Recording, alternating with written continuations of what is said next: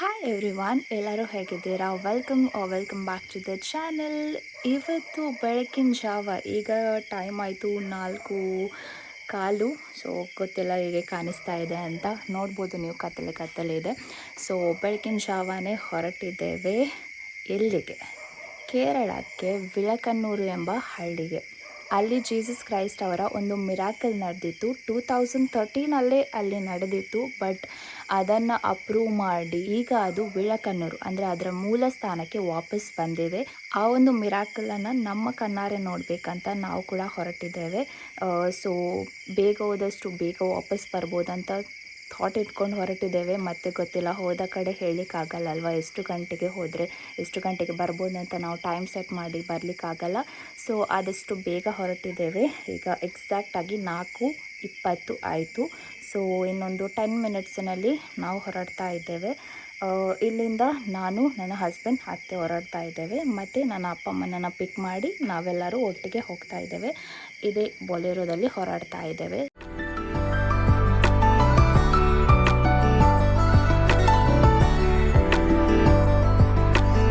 ಈಗ ನಾವು ಮೂಡುಬಿದ್ರೆ ರೀಚ್ ಆದ್ವಿ. ಈ ಒಂದು ಪಡಿವಾಳ್ಸ್ ಹತ್ರ ಯಾವಾಗಲೂ ಕೂಡ ಟ್ರಾಫಿಕ್ ಜಾಮ್ ಇರುತ್ತಲ್ಲ, ಈ ಥರ ಖಾಲಿ ನೋಡಲೇ ಇಲ್ಲ ಇಷ್ಟರ ತನಕ. ಸೊ ಇವತ್ತು ನಮ್ಮೊಬ್ಬರು ಕಾರ್ ಬಿಟ್ಟು ಬೇರೆ ಯಾರ್ದು ಗಾಡಿನೇ ಇರಲಿಲ್ಲ. ಸೊ ವಿದೌಟ್ ಟ್ರಾಫಿಕ್ ಬಂದ ಕಾರಣ 1 ಗಂಟೆಯಲ್ಲಿ ರೀಚ್ ಆಗುವಾಗೆ ಆಯಿತು. ಅಂದರೆ ಎಕ್ಸಾಕ್ಟಾಗಿ 5:30ಗೆ ನಾವು ರೀಚ್ ಆದ್ವಿ ಮನೆಗೆ. ಅಪ್ಪ ಅಮ್ಮನನ್ನು ಕೂಡ ರೆಡಿಯಾಗಿ ನಿಲ್ಲಿ ಅಂತ ಹೇಳಿದ್ವಿ. ಸೊ ಜಾಸ್ತಿ ವೆಯ್ಟ್ ಮಾಡಲಿಲ್ಲ, ಜಸ್ಟ್ 5 ಮಿನಿಟ್ಸಲ್ಲಿ ಅಲ್ಲಿಂದ ಹೊರಟ್ವಿ. ಇದಕ್ಕಿಂತ ಮೊದಲೇ ರೀಚ್ ಆಗ್ಬೋದಿತ್ತು. ರೋಡ್ ಒಂದು ಒಳ್ಳೆ ಇದ್ದಿದ್ದು. ರೋಡ್ ಯಾವ ರೀತಿ ಇದೆ ಅಂತ ನಾನು ಅಮ್ಮನ ಮನೆಗೆ ಹೋದ ಪ್ರೀವಿಯಸ್ ವ್ಲಾಗ್ನಲ್ಲಿ ಅಪ್ಲೋಡ್ ಮಾಡಿದ್ದೇನೆ. ಸೊ ಚೆಕ್ ಮಾಡಿ ಯಾವ ರೀತಿ ಇದೆ ರೋಡ್ ಅಂತ. ಆ ರೋಡಲ್ಲಿ ಸ್ಪೀಡ್ ಹೋಗೋದು ಬಿಡಿ, ಸರಿಯಾಗಿ ಹೋಗಲಿಕ್ಕೇ ಆಗಲ್ಲ, ಅಷ್ಟು ಕೆಟ್ಟಾಗಿದೆ. ಕನ್ಸ್ಟ್ರಕ್ಷನ್ ನಡೀತಾ ಇದೆ. ಆದಷ್ಟು ಬೇಗ ಆಗಲಿ ಅಂತ ಪ್ರೇ ಮಾಡ್ತಾ ಇದ್ದೇವೆ, ಇಲ್ಲಾದರೆ ಆ ರೋಡಲ್ಲಿ ಬರಲಿಕ್ಕೆ ಬೇಡ.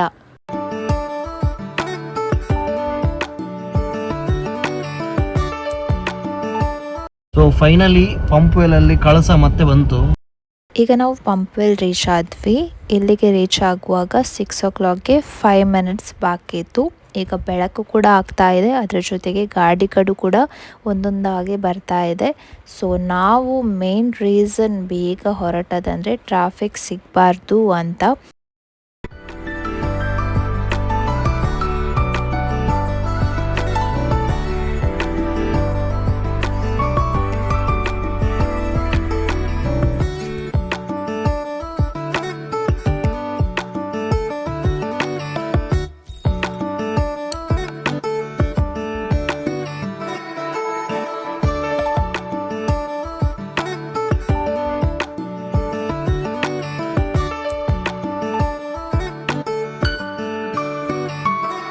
ಈಗ ನಾವು ಕರ್ನಾಟಕ ಕೇರಳ ಬಾರ್ಡರ್ ಅಂದರೆ ತಲಪಾಡಿಗೆ ರೀಚ್ ಆದ್ವಿ. ಇಲ್ಲಿ ಟೋಲ್ ಕೂಡ ಇದೆ. ಇದಾದಮೇಲೆ ಈಗ ಕೇರಳ ಗಾಡ್ಸ್ ಓನ್ ಕಂಟ್ರಿಗೆ ರೀಚ್ ಆದ್ವಿ. ನಿಜವಾಗ್ಲೂ ಎಂಟರ್ ಆದಾಗಲಿ ಈ ಒಂದು ಸುಂದರ ರೋಡ್ ಕನ್ಸ್ಟ್ರಕ್ಷನ್ ನೋಡ್ಬೋದು. ಇದರ ಟೆಕ್ನಾಲಜಿ ಆಗ್ಬೋದು, ಅಬ್ರಾಡಲ್ಲೆಲ್ಲ ಹೇಗಿದೆ ರೋಡೆಲ್ಲ, ಸ್ಪೀಡ್ ಲಿಮಿಟಿಗೆ ಒಂದೊಂದು ಲೇನ್ ಇರುತ್ತಲ್ಲ ಅದೇ ರೀತಿ ಇದೆ. ಮುಂದೆ ಹೋಗುವಾಗ ನೀವು ನೋಡ್ಬೋದು ಯಾವ ರೀತಿ ನಮ್ಮ ಸ್ಪೀಡ್ ಕೂಡ, ನಮ್ಮ ಕಾರ್ ಎಷ್ಟು ಸ್ಪೀಡ್ ಇದೆ ಅದನ್ನು ಕೂಡ ಶೋ ಮಾಡುತ್ತೆ. ಸೊ ನೋಡ್ಬೋದು. ಸೊ ಇಷ್ಟೊಂದು ಟೆಕ್ನಾಲಜಿ ಇಲ್ಲಿ ನಮ್ಮ ಇಂಡಿಯಾದಲ್ಲಿ ಈ ಥರ ಇದೆ ಅಂತ ಗೊತ್ತೇ ಇರಲಿಲ್ಲ. ಅದು ಕೂಡ ನಮ್ಮ ಪಕ್ಕದ ರಾಜ್ಯದಲ್ಲೇ ಈ ಥರ ಇದೆ ಅಂತ ಗೊತ್ತೇ ಇರಲಿಲ್ಲ. ಸೊ ತುಂಬ ಚೆನ್ನಾಗಾಯಿತು ರೋಡ್ ಜರ್ನಿ ಕೂಡ.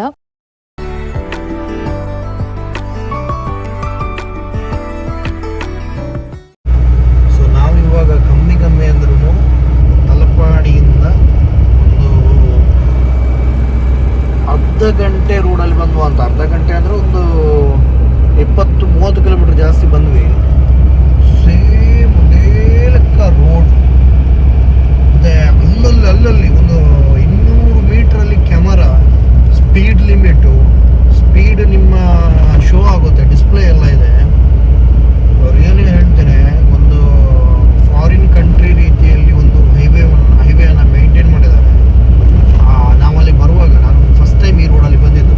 ಸೊ ಈ ರೋಡಲ್ಲಿ ಬರುವಾಗ welcomes to God's own country ಅಂತ ಇತ್ತು. ನಿಜವಾಗ್ಲೂ ಆ ಫೀಲ್ ಬರುತ್ತೆ ಈ ರೋಡಲ್ಲಿ ಬಂದಾಗ. ಅಂದರೆ ನೋಡಿ, ಅಲ್ಲಿ ಕ್ಯಾಮರಾ ಮುಂದೆ.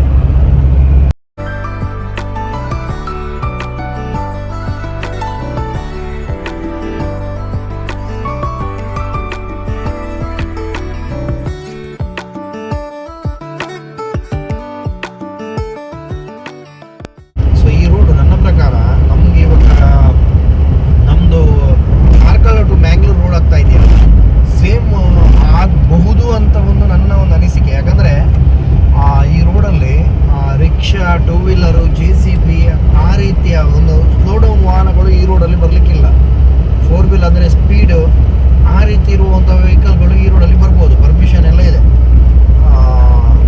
ಸೊ ನೋಡಿ ಒಂದೊಂದು ಈ ಒಂದು ಕಾಷನ್ಸ್ ಎಲ್ಲ ನೋಡಿ, ಇಲ್ಲಿ ಟರ್ನ್ ಅಲ್ಲಿ ಆಗಿರ್ಬೋದು, ಓವರ್ಟೇಕ್ ಆಗಿರ್ಬೋದು, ನೋಡಿ ಇಲ್ಲಿ 50 ಸ್ಪೀಡ್ ಲಿಮಿಟು. ಪ್ರತಿ ಒಂದು ಕಡೆ ಕೂಡ ಒಂದು ಹೆಂಗಿದು ಮೇಂಟೈನ್ ಮಾಡಿದ್ದಾರೆ ಅಂದರೆ ನಿಜವಾಗ್ಲೂ ತುಂಬ ಖುಷಿ ಆಗುತ್ತೆ. ನೋಡಿ ಅಲ್ಲಿ ಕ್ಯಾಮರಾ ನೋಡಿ, ಲೆಫ್ಟಲ್ಲಿ ರೈಟಲ್ಲಿ ಮೇಲೆ ಕ್ಯಾಮರಾ ಎಲ್ಲ ಕಾಣುತ್ತೆ ನೋಡಿ ನಿಮಗೆ. ಸೊ ಹೈಲಿ ಒಂದು ತುಂಬ ಇದು ಎಷ್ಟು ವರ್ಷ ಆಯಿತು ರೋಡ್ ಆಗಿ ಏನು ಅಂತ ಗೊತ್ತಿಲ್ಲ, ಬೇಕು ಹೊಸ ರೋಡೇ ಆಗಿರ್ಬೋದು. ಒಂದು ಮೇಂಟೆನೆನ್ಸ್ ಎಲ್ಲ ನೋಡುವಾಗ ಆ ರೀತಿ ಕಾಣುತ್ತೆ ನೋಡಿ. ನಿಜವಾಗ್ಲೂ ಈ ಥರ ಇರಬೇಕು ನೀನು ರೋಡ್ ಅಂದರೆ. ಸೊ ಇಲ್ಲಿ ನೋಡಿ ಓವರ್ಟೇಕಿಂಗ್ ಲೇನ್ ಅಂತಾನೆ ಸಪ್ರೇಟ್ ಕೂಡ ಲೇನ್ ಇದೆ.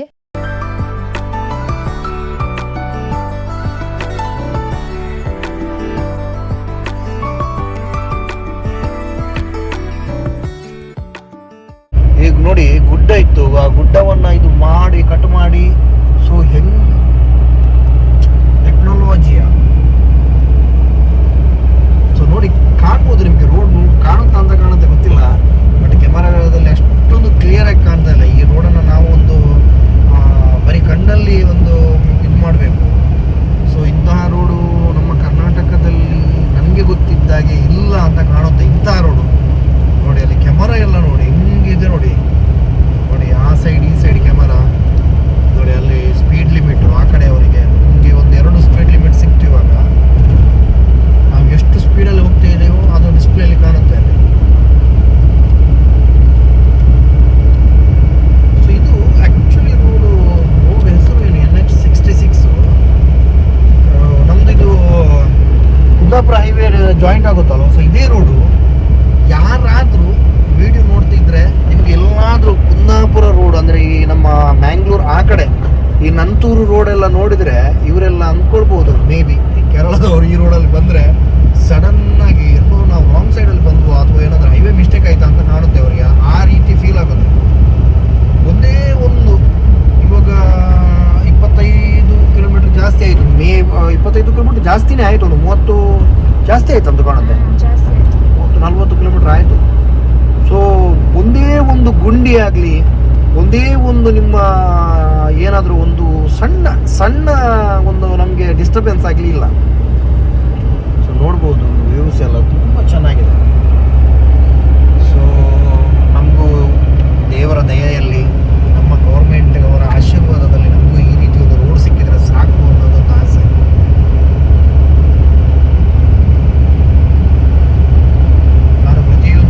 ಹೇಳ್ತಾ ಇರ್ತೇನೆ, ನಮ್ಮ ದೇಶ ಇಂಪ್ರೂವ್ಮೆಂಟ್ ಆಗಬೇಕಂದ್ರೆ first of all road improvement ಆಗಬೇಕು ಅಂತ.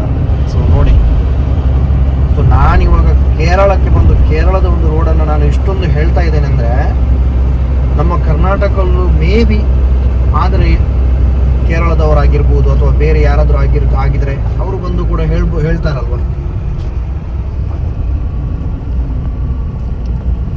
ಸೊ ಇದು ಫಸ್ಟು ಇದು ಟೋಲು ನೋಡಿ. ಟೋಲನ್ನು ಕೂಡ ಯಾವ ರೀತಿ ಮೇಂಟೆನೆನ್ಸ್ ಎಲ್ಲ ಮಾಡಿದ್ದಾರೆ ಅಂದರೆ ನಿಜವಾಗ್ಲೂ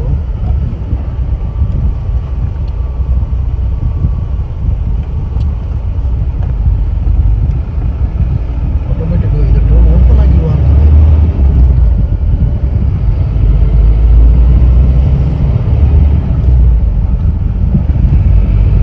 ಈ ರೋಡ್ ನೋಡಿ ನಿಮಗೆಲ್ಲ ಈಗ ಅನಿಸ್ತಾ ಇದೆ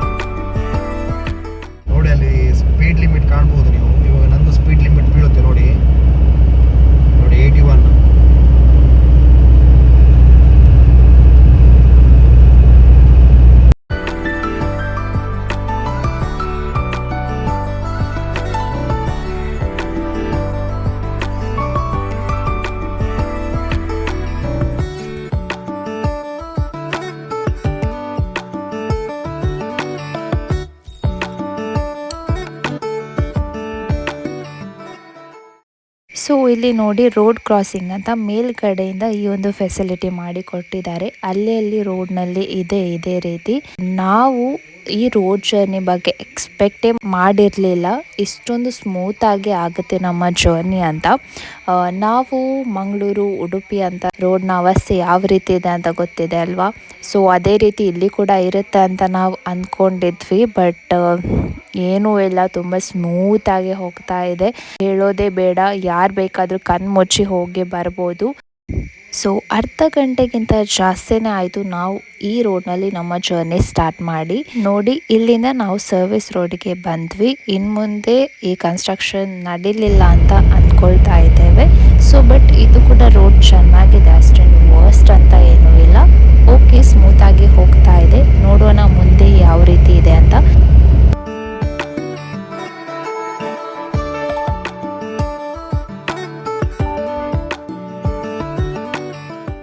ಈಗ ರೋಡ್ ಕನ್ಸ್ಟ್ರಕ್ಷನ್ ನಡೀತಾ ಇದೆ. ಮತ್ತು ಇನ್ನೊಂದೇನಪ್ಪ ಅಂದರೆ ನಮ್ಮ ರೀತಿ ಕಳಪೆ ಕಾಮಗಾರಿ ಮಾಡ್ತಾ ಇಲ್ಲ. ರೋಡನ್ನು ನೋಡುವಾಗಲೇ ಗೊತ್ತಾಗುತ್ತಲ್ಲ ಯಾವ ರೀತಿ ಇದೆ ಅಂತ. ನಮ್ಮ ಉಡುಪಿ ಮಂಗಳೂರು ಈ ಥರ ಹೈವೇಯಲ್ಲೆಲ್ಲ ನೋಡುವಾಗಲೇ ಗೊತ್ತಾಗುತ್ತೆ ಕಳಪೆ ಕಾಮಗಾರಿ. ಈಗ ಮಾಡಿದ ರೋಡಲ್ಲೇ ಗುಂಡಿ ಎಲ್ಲ ಬಿದ್ದಿದೆ. ಬಟ್ ಇವರದ್ದು ಯಾವಾಗ ಆಗಿದೆ ಗೊತ್ತಿಲ್ಲ, ಬಟ್ ರೋಡ್ ತುಂಬಾ ಚೆನ್ನಾಗಿದೆ. ಕೇರಳವನ್ನು ಗಾಡ್ಸ್ ಓನ್ ಕಂಟ್ರಿ ಅಂತ ಕರೀತಾರೆ ನಿಜ, ಯಾಕಂದರೆ ಪ್ರಕೃತಿ ಅಷ್ಟೊಂದು ಚೆನ್ನಾಗಿದೆ. ಆದರೆ ಇಂಪ್ರೂವ್ಮೆಂಟ್ನ ಹೆಸರಿನಲ್ಲಿ ಪ್ರಕೃತಿ ವಿಕೋಪ ಕೂಡ ಆಗ್ತಾ ಇದೆ. ನೋಡಿ ಇಲ್ಲಿ ಗುಡ್ಡ ಕುಸಿತ ಕೂಡ ಆಗಿದೆ. ಇತ್ತೀಚೆಗೆ ಕೇರಳದಲ್ಲಿ ಇದೇ ರೀತಿ ನಡೀತಾ ಇದೆ. ಯಾಕಂದರೆ ಇಂಪ್ರೂವ್ಮೆಂಟ್ ಅಂತ ಮಾಡಲಿಕ್ಕೆ ಹೋದಾಗ ಒಂದನ್ನು ಮಾಡಲಿಕ್ಕೆ ಹೋಗುವಾಗ ಇನ್ನೊಂದನ್ನು ಕಳೀಲೇಬೇಕಾಗತ್ತೆ. ಸೊ ಇನ್ನು ಮುಂದೆ ಗಾಡ್ಸ್ ಓನ್ ಕಂಟ್ರಿ ಎಂಬ ಹೆಸರು ಹೋಗಲಿಕ್ಕೂ ಇದೆ. ಯಾಕಂದರೆ ಆ ರೀತಿ ಪ್ರಕೃತಿ ವಿಕೋಪ ಇಲ್ಲಿ ನಡೀತಾ ಇದೆ. ಎಷ್ಟೊಂದು ಗುಡ್ಡಗಳಿಂದ ಮಣ್ಣೆಲ್ಲ ತೆಗೆದು ರೋಡೆಲ್ಲ ಮಾಡ್ತಾ ಇದ್ದಾರೆ. ನೋಡಿ ಎಷ್ಟೊಂದು ಗುಡ್ಡ ತೆಗೆದಿದ್ದಾರೆ. ನಾವು ಕೂಡ ಈಗ ತುಂಬ ಆಳ ಇದೆ, ಸೈಡಲ್ಲೆಲ್ಲ ನೋಡಿದರೆ ತುಂಬ ಆಳ ಇದೆ. ನಾನೀಗ ಜಾಸ್ತಿಯಾಗಿ ರೋಡ್ ವಿಡಿಯೋನೇ ಶೂಟ್ ಮಾಡ್ತಾ ಇದ್ದೇನೆ. ಕೆಲವೊಬ್ಬರಿಗೆ ಇಷ್ಟ ಆಗಲ್ಲ, ನನಗೆ ಸಜೆಷನ್ಸ್ ಕೂಡ ಬಂದಿದೆ ರೋಡನ್ನೇ ಜಾಸ್ತಿ ತೋರಿಸಬೇಡಿ, ನೀವು ಮಾತಾಡೋದನ್ನು ತೋರಿಸಿ ಅಂತ. ಹೌದು, ಆ ಸಜೆಷನನ್ನು ಎಕ್ಸೆಪ್ಟ್ ಮಾಡ್ತೇನೆ. ಇದರಲ್ಲಿ ತುಂಬ ರೋಡ್ ಜರ್ನಿಯನ್ನೇ ನಾವು ತೋರಿಸಿದ್ದೇವೆ. ಬಟ್ ಆ್ಯಕ್ಚುಲ್ ರೀಸನ್ ಏನಪ್ಪ ಅಂದರೆ ನಾವು ಕೂಡ ಏನು ಪ್ಲ್ಯಾನಿಂಗ್ ಇಲ್ಲದೆ ಹೊರಟ ಕಾರಣ ನಮಗೆ ರೋಡ್ ಯಾವ ರೀತಿ ಇದೆ ಅಥವಾ ನಮ್ಮ ಫುಡ್ಡೆಲ್ಲ ಎಲ್ಲಿ ಬ್ರೇಕ್ಫಾಸ್ಟ್ ಆಗ್ಬೋದು ಅಥವಾ ಲಂಚ್ ಆಗ್ಬೋದು ಎಲ್ಲಿ ಮಾಡೋದು ಅಂತ ಏನು ಕೂಡ ಪ್ಲ್ಯಾನೇ ಮಾಡದೆ ಹೊರಟದ್ದು ನಾವು. ಬೇರೆ ಪ್ಲೇಸಿಗೆ ಹೋಗಬೇಕಾ ಹೋಗಬಾರ್ದಾ ಈ ಥರ ಯಾವುದು ಕೂಡ ಪ್ಲ್ಯಾನಿಂಗ್ ಇಲ್ಲದೆ ಹೊರಟದ್ದು. ಸೊ ನೀವೇನಾದರೂ ಪ್ಲ್ಯಾನ್ ಮಾಡ್ತಾ ಇದ್ದರೆ ಹೋಗಬೇಕು ಅಂತ, ಸೊ ಈ ವಿಡಿಯೋನ ನೀವು ಏನಾದರೂ ನೋಡಿದರೆ ನಿಮಗೂ ಒಂದು ಐಡಿಯಾ ಸಿಗುತ್ತೆ ಯಾವ ಪ್ಲೇಸಿಗೆ ಹೋಗ್ಬೋದು ಅಥವಾ ಯಾವ ರೀತಿ ಇದೆ ರೋಡೆಲ್ಲ ಅಂತ ನಿಮಗೂ ಕೂಡ ಪ್ಲ್ಯಾನ್ ಮಾಡಿ ಹೊರಡ್ಬೋದು ಅಂತ ಅಷ್ಟೇ. ಈಗ ಟೈಮ್ ಆಯಿತು 7:30. ಸೊ ಈಗ ಬ್ರೇಕ್ಫಾಸ್ಟ್ ಮಾಡುವ ಅಂತ ನೋಡ್ತಾ ಇದ್ದೇವೆ. ಬಟ್ ಏನು ಗೊತ್ತಾ, ಒಳ್ಳೊಳ್ಳೆ ಒಂದು ಹೋಟೆಲ್ ಸಿಕ್ಕಿದಾಗ ನಾವು ಓಕೆ ಮುಂದೆ ಸಿಗ್ಬೋದು, ಮುಂದೆ ಮಾಡುವ, ಇನ್ನೂ ಟೈಮ್ ಇದೆ ಅಲ್ಲ ಆ ಥರ ಅಂತ ಸ್ಕಿಪ್ ಮಾಡ್ಕೊಂಡು ಬಂದ್ವಿ. ಬಟ್ ನೀವೇನಾದರೂ ಬರಲಿಕ್ಕೆ ಪ್ಲ್ಯಾನ್ ಮಾಡ್ತಾ ಇದ್ದರೆ ಒಳ್ಳೆ ಹೋಟೆಲ್ ಸಿಕ್ಕಿದ್ರೆ ಅಲ್ಲೇ ತಿಂದು ಬನ್ನಿ. ಯಾಕಂದರೆ ಮುಂದೆ ಬಂದಾಗೆ ಒಂದು ಕೂಡ ಹೋಟೆಲ್ಗಳು ಸಿಗ್ತಾ ಇಲ್ಲ ನಮಗೆ. ಫೈನಲಿ ಒಂದು ಸಣ್ಣ ಹೋಟೆಲ್ ಸಿಕ್ಕಿತು, ಅಲ್ಲಿಗೆ ಬಂದು ಬ್ರೇಕ್ಫಾಸ್ಟ್ ಮಾಡ್ತಾ ಇದ್ದೇವೆ. ಹೋಟೆಲ್ ಕೃಷ್ಣ ಭವನ ಅಂತ.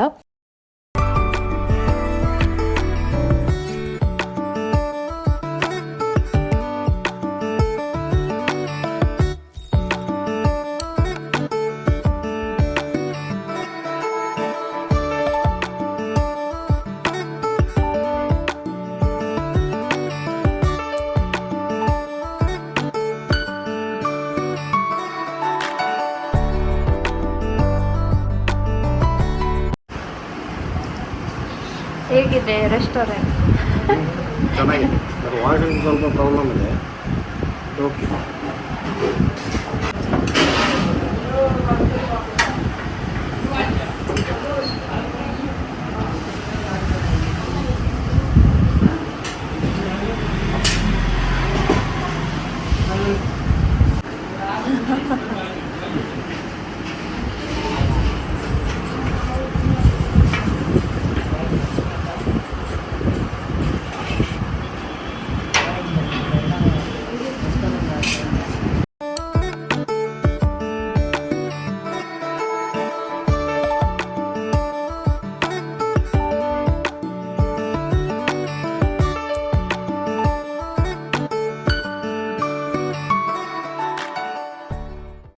ಅಂತ ಹೇಳು, ಪ್ರಕೃತಿಯನ್ನು ನೋಡಿಬಿಟ್ಟು ತೆಂಗಿನ ಮರಗಳನ್ನು ವಿಡಿಯೋ ಮಾಡ್ತಾ ಇದ್ದಾಳೆ.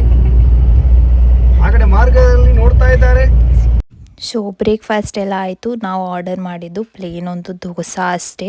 ಬೇರೆ ಅವರು ಏನು ಹೇಳ್ತಿದ್ದಾರೆ ಅದು ನಮ್ಗೆ ಅರ್ಥ ಆಗಲಿಲ್ಲ. ಮತ್ತು ಇನ್ನೊಂದೇನೋ ರೌಂಡ್ ಇತ್ತಲ್ಲ, ಅದನ್ನೊಂದು ಪಾರ್ಸೆಲ್ ಆರ್ಡರ್ ಮಾಡಿದ್ವಿ. ಹೀಗೆ ಜರ್ನಿ ಮಾಡುವಾಗ ತಿನ್ನಲಿಕ್ಕಾಗತ್ತೆ ಅಂತ. ಯಾಕಂದರೆ ಈ ಥರ ಹೋಟೆಲ್ಗಳ ಪ್ರಾಬ್ಲಮ್ ಎಲ್ಲ ಆದರೆ ಗೊತ್ತಿಲ್ಲ ಅಲ್ವಾ, ಮುಂದೆ ಹಸಿವಾದರೆ ಎಲ್ಲಿ ಕೂಡ ತಿನ್ನಲಿಕ್ಕಾಗಲ್ಲ ಅಂತ ಅದೊಂದು ಪಾರ್ಸೆಲ್ ಮಾಡಿದ್ವಿ. ಸೊ ಇಲ್ಲಿ ತೆಂಗಿನ ಮರ ಎಲ್ಲ ನೋಡಿ ಎಷ್ಟು ಹತ್ರ ಇದೆ ಅಂದರೆ ನೋಡಲಿಕ್ಕೆ ತುಂಬಾ ಖುಷಿ ಆಗುತ್ತೆ.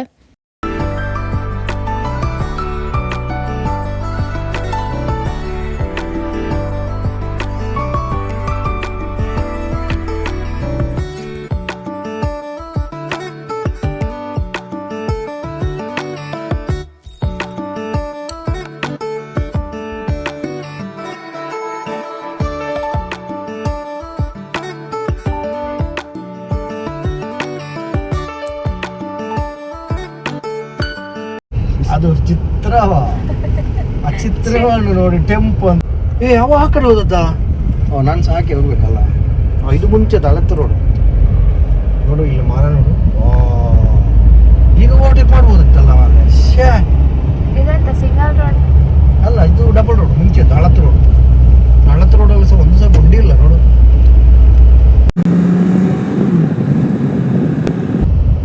ವೆಲ್ಕಮ್ ಟು ಮಲಯಾಳಿ ತಂಗಲ್ ಕುಟ್ಟಿಲ್ ಇಂಗಳ್ ಬಂಡಿ ಒಳಗಡೆ. ಇಂಗಳ್ ಬಂಡಿಲಿ ನಮ್ಮ ಲೆಫ್ಟ್ ಪಾಯಿಂಟ್ಲೆ ಅದು ಟೆಂಪೋ ನೋಡೋ. ಟೆಂಪೋ ये लेफ्ट बरಬೇಡ, लेफ्ट. ओ बम्बई वाला, बम्बई से आया मेरा दोस्त को सलाम करो, रात पे खाना खाओ. ओटे करून काढले मग काय पिशी ताज्या बाटल्या ताई डबल रोड आले.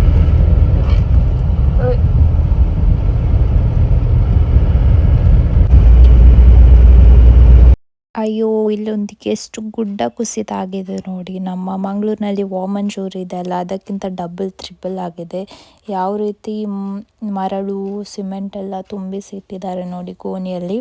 ಅದರ ಜೊತೆಗೆ ಇಲ್ಲೊಂದು ಏನೋ ಲಾರಿಯ ಏನೋ ಹಾಳಾಗಿದೆ ಮುಂದೆ. ಸೊ ಅದರಿಂದ ಕೂಡ ಬ್ಲಾಕ್ ಆಗಿದೆ.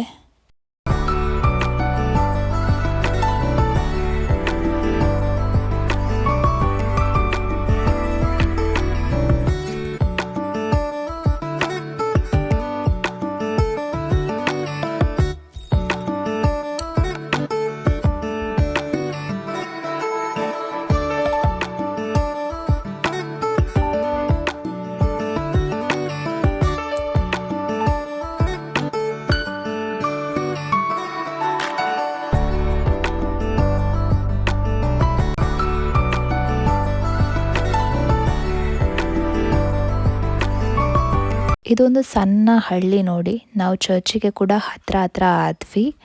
ತುಂಬ ಸಿಂಪಲ್ ಆಗಿರುವಂಥ ಹಳ್ಳಿ, ಯಾವುದೇ ರೀತಿಯ ಸಿಟಿ ವೈಬ್ ಕೊಡ್ತಾ ಇಲ್ಲ. ಇದೇ ನೋಡಿ ಚರ್ಚಿಗೆ ಹೋಗುವಂಥ ದ್ವಾರ. ಇಲ್ಲಿಂದ ಸ್ವಲ್ಪವೇ ದೂರ ಇರೋದು ನೋಡಿ. ಫುಲ್ ಗ್ರೀನರಿ ನೋಡಿ, ತುಂಬ ಬಿಲ್ಡಿಂಗ್ಸ್ ಅದು ಇದು ಅಂತ ಏನೂ ಇಲ್ಲ. ತುಂಬ ಸಿಂಪಲ್ ಆಗಿರುವಂಥ ಹಳ್ಳಿ ಇದು. ಇಲ್ಲಿ ಮಿರಾಕಲ್ ನಡೆದಿದೆ ಅಂದರೆ ನೋಡಿ, ದೇವರಿಗೆ ಯಾವುದು ಇಷ್ಟ ಅಂತ ಇಲ್ಲೇ ಗೊತ್ತಾಗತ್ತೆ.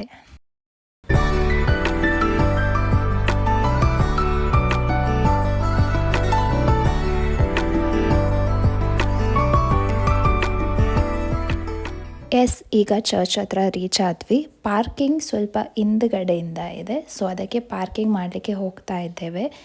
ಇದುವೇ ನೋಡಿ ಮಿರಾಕಲ್ ನಡೆದಂಥ ಚರ್ಚ್.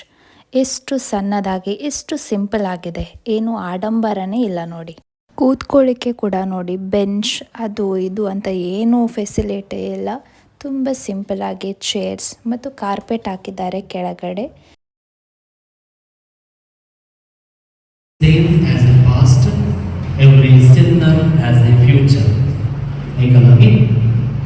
ನಾವು ಇಲ್ಲಿಗೆ ಬಂದದ್ದು ಮಿರಾಕಲ್ ನೋಡಲಿಕ್ಕೆ. ಇದರ ಜೊತೆಗೆ ನಮ್ಮ ಲೈಫಲ್ಲಿ ಇನ್ನೊಂದು ಕೂಡ ಮಿರಾಕಲ್ ನಡೀತು. ಏನಪ್ಪ ಅಂದರೆ, ಉಡುಪಿಯಿಂದ ಯೂತ್ಸ್ ಬಂದಿದ್ರು. ಹಾಗಾಗಿ ನಮಗೆ 9:30ಗೆ ಕೊಂಕಣಿ ಬಲಿಪೂಜೆ ಕೂಡ ಸಿಕ್ಕಿತು. ಕೇರಳಕ್ಕೆ ಹೋಗಿ ನಮ್ಮ ಕೊಂಕಣಿಯಲ್ಲಿ ಬಲಿಪೂಜೆ ನಡೆತಿರೋದ್ರಲ್ಲಿ ನಮಗೆ ಭಾಗಿಯಾಗಲಿಕ್ಕೆ ಅವಕಾಶ ಸಿಕ್ಕಿತು. ಅದು ಕೂಡ ಒಂದು ಮಿರಾಕಲ್ ಅಂತಾನೆ ಹೇಳ್ಬೋದಲ್ವಾ. ಈಗ ಪೂಜೆ ಆಯಿತು. ಪೂಜೆ ಆದಮೇಲೆ ನಮ್ಮ ಕಣ್ಣಾರೆ ಕ್ರಿಸ್ತ ಪ್ರಸಾದದಲ್ಲಿ ಆದ ಮಿರಾಕಲನ್ನು ತುಂಬ ಹತ್ತಿರದಿಂದ ನೋಡಲಿಕ್ಕೆ ಹೋಗ್ತಾ ಇದ್ದೇವೆ. ಸಾಕಷ್ಟು ಪಿಕ್ಚರ್ಸ್ಗಳನ್ನು ನೋಡಿದ್ವಿ, ಆದರೂ ನಮ್ಮ ಕಣ್ಣಾರೆ ನೋಡೋದು ತುಂಬ ಅದೃಷ್ಟನೇ ಅಲ್ವಾ.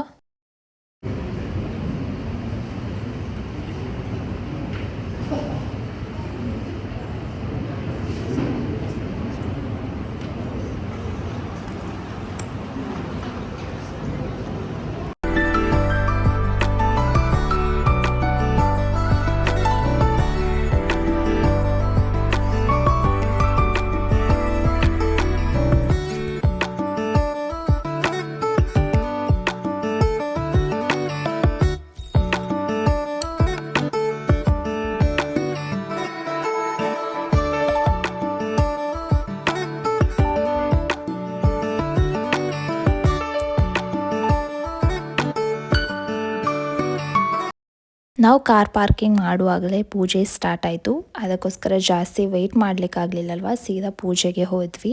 ಅದಾದಮೇಲೆ ಎಂಟ್ರೆನ್ಸಿಂದ ವಿಡಿಯೋ ಎಲ್ಲ ಮಾಡ್ಕೊಂಡು ನಿಮಗೆ ಕೂಡ ತೋರಿಸುವ ಅಂತ ಅಂದ್ಕೊಂಡಿದ್ದೇವೆ.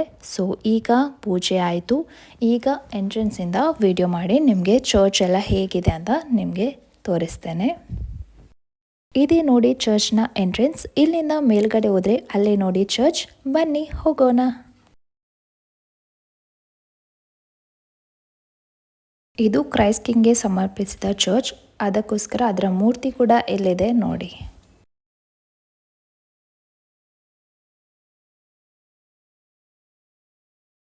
ಈಗ ಪೂಜೆ ಇನ್ನೊಂದು ನಡೀತಾ ಇದೆ. ಇದು ಮಲಯಾಳಂ ಭಾಷೆಯಲ್ಲಿ ನಡೀತಾ ಇದೆ ಪೂಜೆ.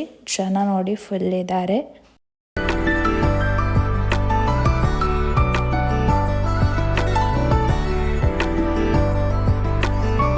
ಇದು ತುಂಬ ಸಿಂಪಲ್ ಆಗಿರುವಂಥ ಮಿನಿಮಲಿಸ್ಟಿಕ್ ಐಟಮ್ಸ್ ಇರುವಂಥ ಚರ್ಚ್ ಸ್ಟಾಲ್. ಇದೇ ನಾನು ಫಸ್ಟ್ ಟೈಮ್ ನೋಡೋದು ಇಷ್ಟೊಂದು ಮಿನಿಮಲಿಸ್ಟಿಕ್ ಆಗಿರುವಂಥ ಚರ್ಚ್ ಸ್ಟಾಲ್. ಇಲ್ಲದಿದ್ದರೆ ಜೀಸಸ್ ಕ್ರೈಸ್ಟ್ ಅವರ ಮೂರ್ತಿಗಳು ಅದು ಇದು ಅಂತ ತುಂಬ ಇರುತ್ತೆ. ಇದೊಂದು ತುಂಬ ಸಿಂಪಲ್ ಆಗಿ, ಚರ್ಚೇ ಸಿಂಪಲ್, ಅದರ ಮೇಲೆ ಸ್ಟಾಲ್ ಹೇಗಿರುತ್ತೆ ಅಲ್ವಾ.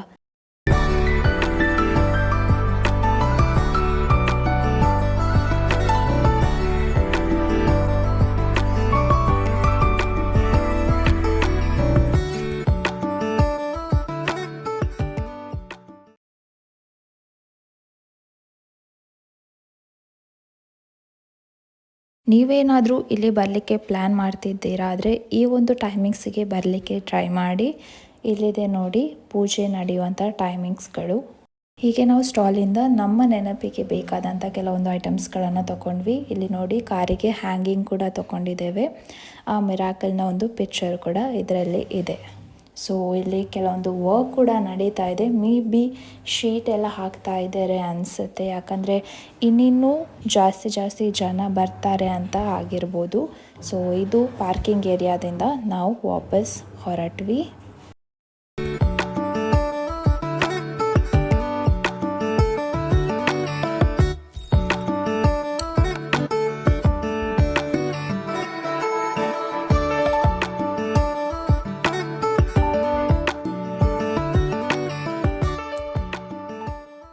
ಸ್ವಲ್ಪ ಮುಂದೆ ಬಂದು ಎಲ್ಲಿ ದ್ವಾರ ಇತ್ತು ನೋಡಿ, ಅಲ್ಲೇ ಒಂದು ಬೇಕರಿ ಇತ್ತು. ಸೊ ಅಲ್ಲಿ ಕಬ್ಬು ಜ್ಯೂಸು ಕುಡಿಯುವ ಅಂತ ನಿಂತಿದ್ದೇವೆ.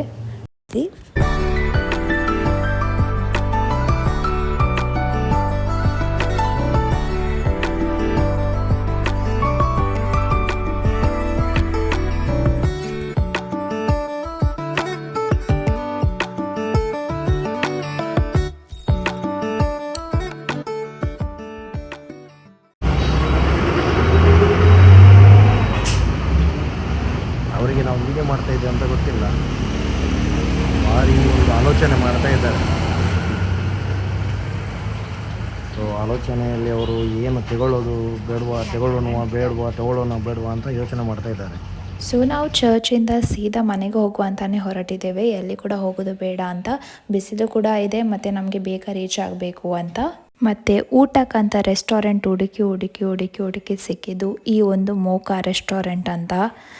ಗೂಗಲ್ ರಿವ್ಯೂ ನೋಡಿ ಹೋಗ್ತೀವಿ ಆಯಿತಾ. ಎಲ್ಲ 4ಗಿಂತ ಮೇಲೇ ರೇಟಿಂಗ್, ಕ್ಲೀನ್, ಸೂಪರ್ ಫುಡ್ಡು, ಅದು ಇದು ಅಂತ ಫುಲ್ ರೇಟಿಂಗ್ಸ್ ಒಳ್ಳೆಯದೇ ಇದೆ. ಅದಕ್ಕೋಸ್ಕರ ನಾವು ಹೊರಟ್ವಿ. ಆದರೆ ಟ್ವಿಸ್ಟ್ ಏನಪ್ಪ ಅಂದರೆ ಫುಡ್ ವರ್ಸ್ಟ್, ನೀಟ್ನೆಸ್ ಅದಕ್ಕಿಂತ ಮೊದಲು ಇಲ್ಲ. ಯಾಕೆ ಹೋದ್ವಿ ಅಂತ ಆಗಿದೆ ಅಲ್ಲಿಗೆ. ಬಿರಿಯಾನಿ ನೋಡಿ, ಬಿರಿಯಾನಿನ ಇದಕ್ಕೆ ಯಾರಾದರೂ ಬಿರಿಯಾನಿ ರೈಸ್ ಅಂತ ಹೇಳ್ತಾರಾ? ಅದರ ಜೊತೆಗೆ ಸರ್ವಿಸ್ ಕೂಡ ಏನು ಚಂದ ಇಲ್ಲ. ಈ ಒಂದು ರೆಸ್ಟೋರೆಂಟ್ಗೆ ನೀವು ಹೋಗಲೇಬಾರ್ದು. ಹೇಗಿತ್ತು ಊಟ? ನಿಜ ಹೇಳ್ಬೇಕಂದ್ರೆ ಯಾರಾದರೂ ಈ ಗೂಗಲಲ್ಲಿ ರೇಟಿಂಗ್ಸ್ ನೋಡಿ ಹೋಗೋದಿದ್ರೆ ದಯವಿಟ್ಟು 10 ಸರಿ ಯೋಚಿಸಿ. ಆ್ಯಕ್ಚುಲಿ ಮೋಕಾ ಅನ್ನೋ ಒಂದು ರೆಸ್ಟೋರೆಂಟ್ ಹೆಸರು ನಾನು ಒಂದು ಮೇ ಬಿ ಬೆಳಗ್ಗೆ ಬರುವಾಗ ನೋಡಿದ್ದೆ. ನಾನು 2-3 ಕಡೆ ನೋಡಿದೆ ಆಯಿತಾ. ನಾನೇನು ಅಂದ್ಕೊಂಡೆ ಅವ್ರದ್ದು ಔಟ್ಲೆಟ್ ಇರ್ಬೋದು, ಒಳ್ಳೇದಿರುತ್ತೆ ಊಟ ಅಂತ. ರೇಟಿಂಗ್ಸ್ ಕೂಡ ನೋಡಿದ್ದೆ ತಾನೇ ನೀವು? ಎಲ್ಲ ರೇಟಿಂಗ್ಸ್ ಇದು ಇತ್ತು, ಪಾಸಿಟಿವ್ ಇತ್ತು. ಮಂಗ ಮಾಡಿರೋದನ್ನ ಇವಾಗ ಇವರಿಂದ ಕಲಿಬೇಕು. ಏನು ಊಟ ಕೊಟ್ಟಿದ್ದಾರೆ ಅಂದರೆ ಬಿರಿಯಾನಿ ರೈಸ್ ಅಂತ ಹೇಳಿದ್ದಾರೆ. ಆ ರೈಸ್ ಎಲ್ಲ ವಿಡಿಯೋ ಹಾಕಿದ್ದೇನೆ ನೋಡಿ. ಅಯ್ಯೋ, ಯಾರೂ ಊಟ ಮಾಡಿಲ್ಲ ಕರೆಕ್ಟಾಗಿ. ವೆಜ್ಜು ಇಲ್ವೇ ಇಲ್ಲ. ವೆಜ್ಜು ನಿಮ್ಗೆ ಹೇಗಿತ್ತು ಊಟ? ಅತ್ತೆ ಹಸಿವಾಗಿತ್ತು, ಹಾಗಾಗಿ ಸ್ವಲ್ಪ ಊಟ ಮಾಡಿದ್ವಿ. ಒಳ್ಳೆದಿರಲಿಲ್ಲ. ಅಪ್ಪ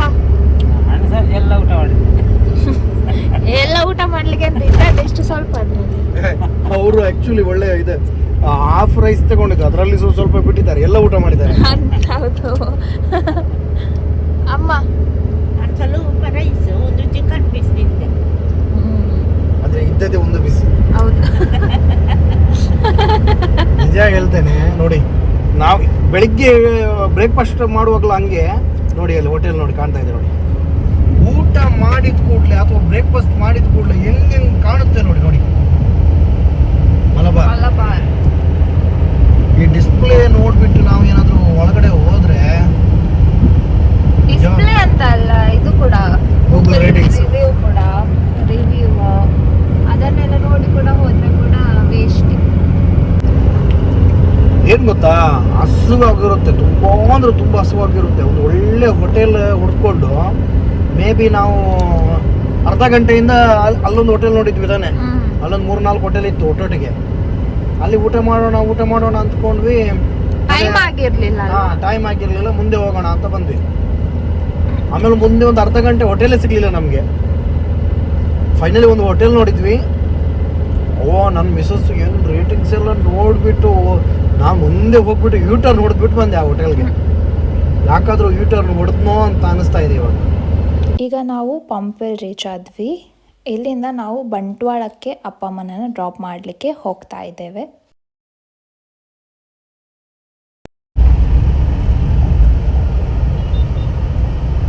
ಸೊ ಫೈನಲಿ ಪಂಪ್ವೆಲ್ನ ಒಂದು ಕಳಸ ಬ್ಯಾಕ್.